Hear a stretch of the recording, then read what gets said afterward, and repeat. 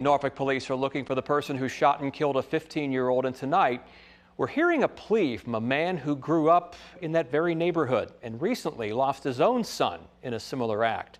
Tonight, his call, a renewed call to take back the community with 10 on your side's Chris Horn. Yeah, double meaning today for Bilal Muhammad, a name that we're familiar with from so many of these tragic incidents. The passion of Muhammad's fight to cut down on gun violence intensified after he lost his own son, Ali. That was back in June.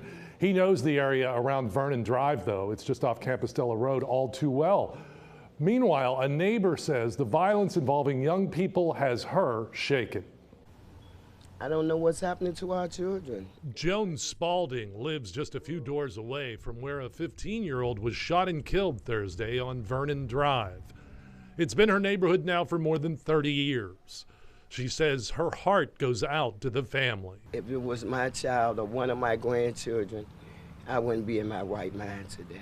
Bilal Muhammad remembers growing up here when there were fewer calls for an ambulance. You could sleep outside all night in the summer. You didn't have to look over your shoulder worrying about somebody gonna pull out a gun or a knife. Muhammad knows the devastation of losing a loved one to gun violence. His son Ali was shot dead across town back in June. He says he will meet with the victim's family while Norfolk police look for the gunman.